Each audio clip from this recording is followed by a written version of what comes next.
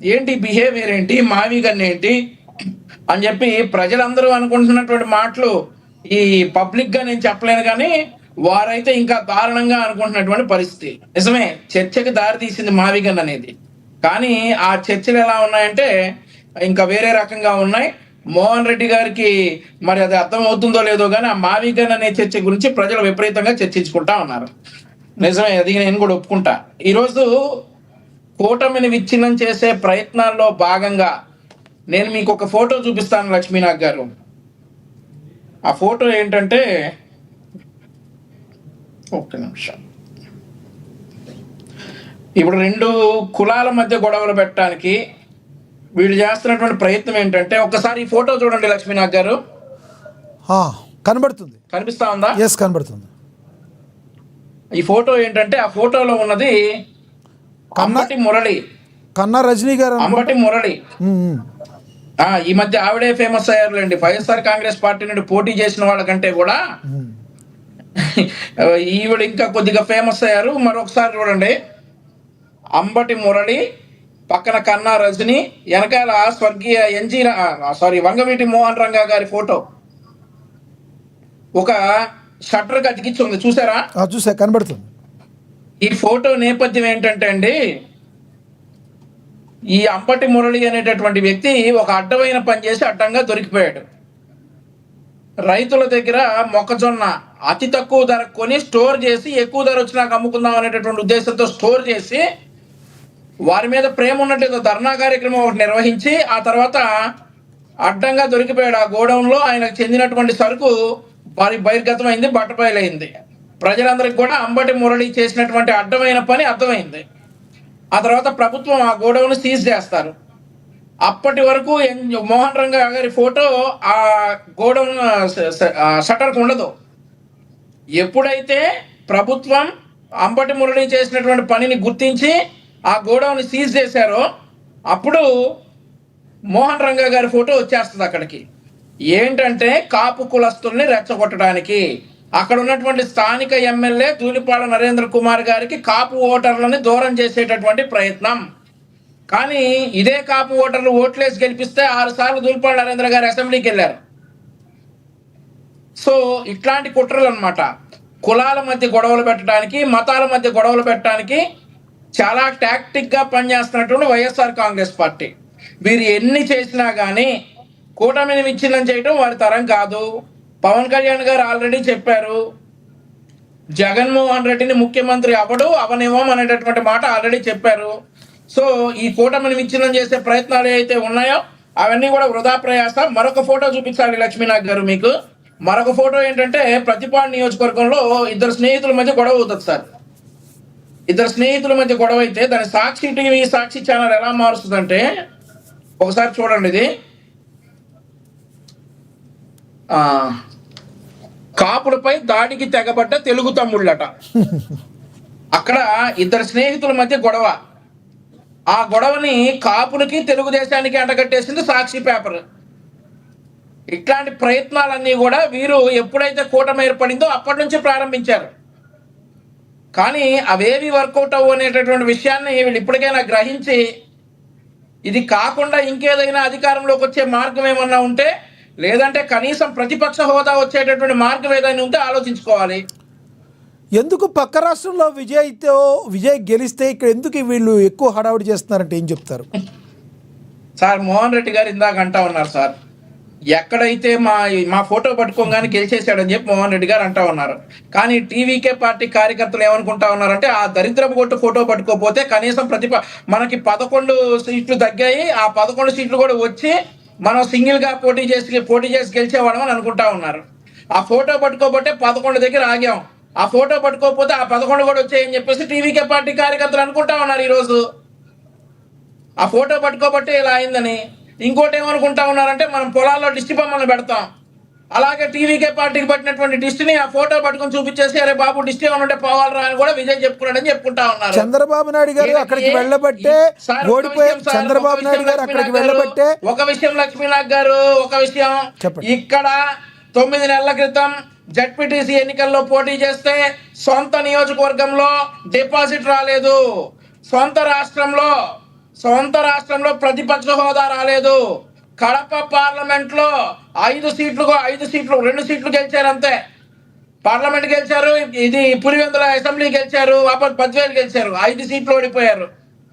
వీళ్ళు పక్క రాష్ట్రాన్ని ప్రభావితం చేస్తారు. వచ్చే సంస్థాగత ఎన్నికల్లో వైసీపీ ఏ విధంగా ఉండబోతుందంటే ఏం చెప్తారు మీరు? పరిస్థితి సార్ 11 కూడా రావు, సింగిల్ డిజిట్ కన్ఫైన్ అవుతారు. ఇట్లాంటి కూటమిని విచ్ఛిన్నం చేయాలనేటువంటి కుట్రలు కాకుండా రాష్ట్ర అభివృద్ధి మీద ఏదైనా ఫోకస్ చేస్తే, వచ్చే కంపెనీల మీద ఈ కోర్టుల్లో అక్కడెక్కడ కేసులు వేయకుండా వచ్చే కంపెనీలు స్వాధీనంగా ఆహ్వానిస్తే కనీసం నెక్స్ట్ ఎలక్షన్స్ లో ప్రతిపక్ష హోదా అయినా వస్తుంది, లేదంటే సింగిల్ డిజిట్ కన్ఫైన్ అవుతారు. ఈరోజు కులాల మధ్య, మతాల మధ్య, ప్రాంతాల మధ్య చిచ్చు పెట్టడానికి వైఎస్ఆర్ కాంగ్రెస్ పార్టీ చేస్తున్నటువంటి ప్రయోగాలన్నీ కూడా మానేసి రాష్ట్రానికి వస్తున్నటువంటి అభివృద్ధి పనులన్నీ కూడా సాధారణంగా స్వాగతించి మేము వస్తే ఇంకా ఎక్కువ అభివృద్ధి చేస్తామని చెప్పండి, చూద్దారు నెక్స్ట్ ఎలక్షన్స్ అట్లీస్ట్. ఆయన జగన్మోహన్ రెడ్డి గారు నెక్స్ట్ రానున్న రోజుల్లో ఆయన పాదయాత్ర చేయబోతున్నారంటండి, పాదయాత్ర చేయబోతున్నారంట. పొర్లు దండాల యాత్ర చేస్తున్నా మాకేం అభ్యంతరం లేదు సార్. లోకేష్ గారు పాదయాత్ర చేస్తానంటే 33 అడ్డంకులు పెట్టారు. మేము హైకోర్టుకి వెళ్ళి పర్మిషన్ తెచ్చుకున్నాం. జగన్మోహన్ రెడ్డి గారు పాదయాత్ర చేస్తానంటే ఆంధ్రప్రదేశ్ రాష్ట్ర పౌరునిగా ఆయన హక్కు చేసుకోవచ్చు. మా ప్రభుత్వం పర్మిషన్ ఇస్తుంది, డెఫినెట్లీ మా ప్రభుత్వం పర్మిషన్ ఇస్తుంది, ఆయన కావాల్సినటువంటి సెక్యూరిటీ ఇస్తుంది. పాదయాత్ర కాకపోతే పొర్లు దండాల యాత్ర చేసుకోమనండి, మాకేం అభ్యంతరం లేదు. కూడా అదే కావాలి, ప్రజల్లోకి రావాలి, ఇన్ని ప్రజలు నిలదీయాలి. మావిగన్ గురించి ప్రజలు చర్చించుకున్నటువంటి విషయాలన్నీ జగన్మోహన్ రెడ్డి కూడా పాదయాత్ర ద్వారా బయటకు వచ్చి ఆయన చెవుల నిండా శ్రవణానందకరంగా వినాలనేసి మా ఉద్దేశం.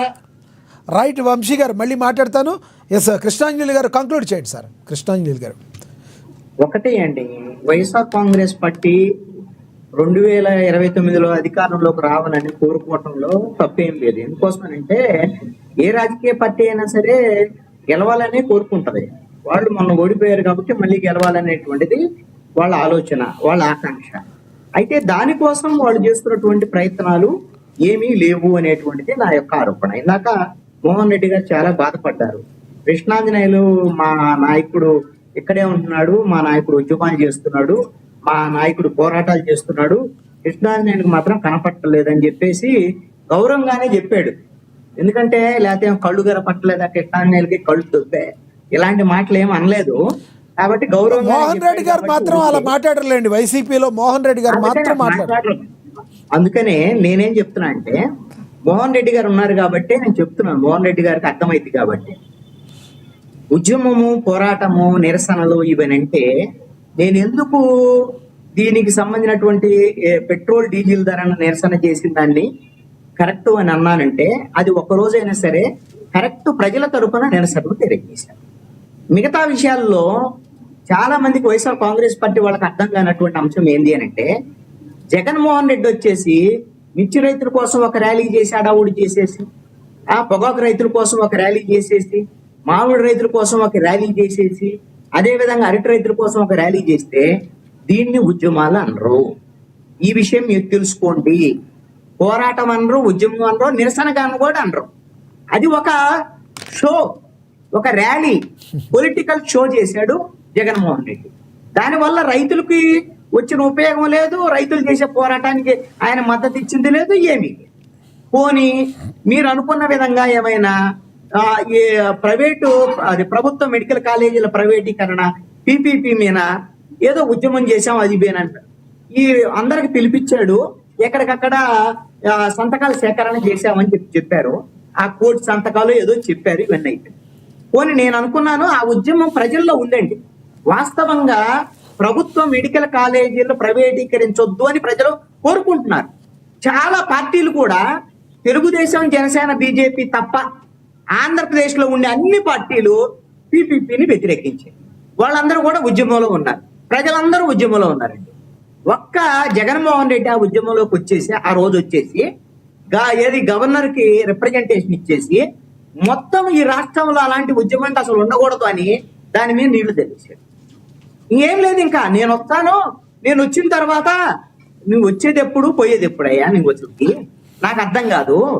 ప్రజలందరూ పీపీపీ అని వద్దు అని వాళ్ళు అనుకునేటువంటి పరిస్థితులు, ఉద్యమం చేసేటువంటి పరిస్థితుల్లో వాళ్ళకి మద్దతు ఇచ్చినటువంటి పరిస్థితి లేదు. మీరు పోనీ ఆ ఉద్యమం వాళ్ళ మద్దతు నువ్వు తీసుకున్నటువంటి పరిస్థితి లేదు. ఉద్యమాన్ని నీళ్లు చేశాడు. ఇక మరి ఉద్యమం కొనసాగింపు లేదు. ఇక ఆ రోజుతో క్లోజ్. మేము వస్తే వీళ్ళని జైలుకు పంపిస్తామని. నువ్వు వచ్చేది ఎప్పుడు? అసలు ముందు ప్రజలకు సంబంధించినటువంటి ఆ సమస్య ఉన్నప్పుడు, ఏదైనా ఒక అసంతృప్తితో వ్యతిరేకతో ప్రభుత్వం మీద ఒక ఇష్యూ వచ్చినప్పుడు ఒక కామన్ సెన్స్, ఒక ప్రతిపక్ష పార్టీగా ప్రజల దగ్గరికి వెళ్ళి ఆ విధమైనటువంటి అసంతృప్తిని Right. వ్యతిరేకతగా మారినటువంటి దశకైనా వస్తే అప్పుడు రాజకీయంగా అది ప్రతిపక్ష పార్టీకి ఉపయోగపడింది. అంటే జగన్మోహన్ రెడ్డికి ఏముంది అని అంటే, ఈ జనమందరూ కూడా ఈ విధంగానే ఇబ్బందులు పడాలి.